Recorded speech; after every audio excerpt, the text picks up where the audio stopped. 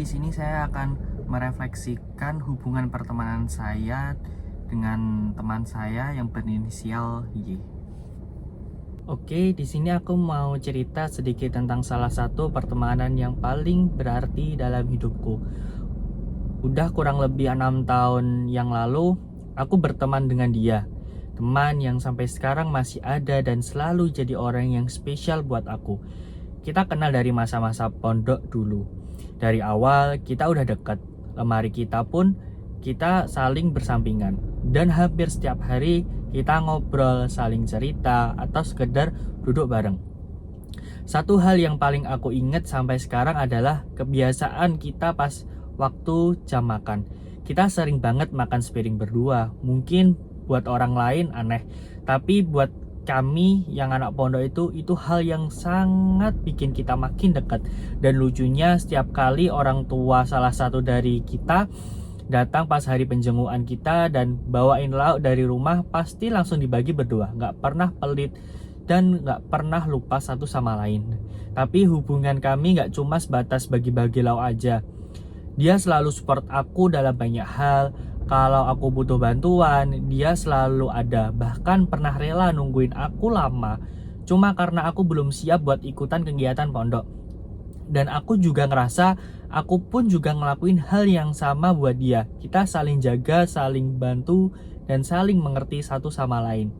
Yang paling aku syukuri, kita nggak pernah ngitung-ngitung soal aku udah ngelakuin ini buat kamu, atau kamu seharusnya balas ini ke aku. Semua dijalani dengan tulus, tanpa pamrih, tanpa beban. Dari dia, aku belajar apa itu arti dari teman sejati. Gimana rasanya dimengerti tanpa harus banyak ngomong, gimana rasanya disupport tanpa diminta, dan gimana caranya tetap setia dalam segala situasi.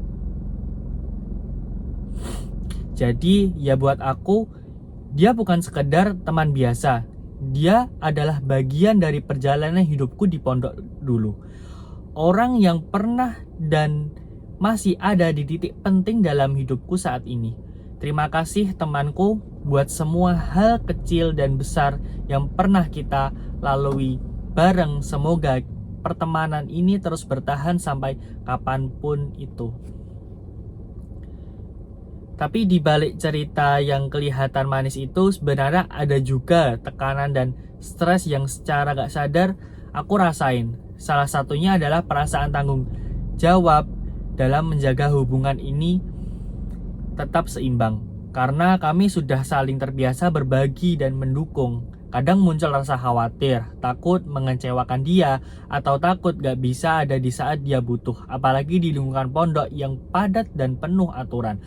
Pertemanan seperti ini jadi salah satu pelarian sekaligus sandaran yang secara gak langsung juga membawa tekanan emosional. Untungnya dari hubungan ini aku juga belajar cara menghadapinya. Salah satu hal terpenting yang aku lakukan adalah menjaga komunikasi yang jujur. Kalau aku lagi capek atau aku gak sanggup bantu, aku coba bilang baik-baik ke dia. Begitu juga sebaliknya. Aku belajar untuk lebih memahami kalau dia juga punya keterbatasan. Aku juga mulai mencoba menyeimbangkan waktu buat diri sendiri supaya gak terlalu tergantung satu sama lain, dan mulai memperluas pergaulan supaya tekanan sosial gak cuma bertumpu di satu titik aja.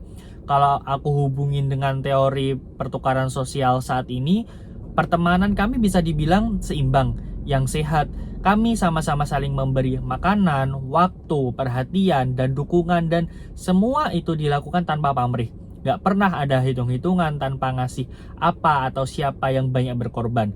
Karena dalam teori ini, hubungan yang bertahan lama itu adalah hubungan di mana manfaat yang kita rasakan lebih besar daripada biaya atau pengorbanan yang kita keluarkan.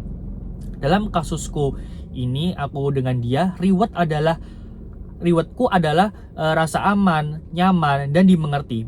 Biaya mungkin waktu, tenaga, atau emosi yang terkuras. Tapi semua itu terasa ringan karena dibayar dengan kebersamaan dan ketulusan.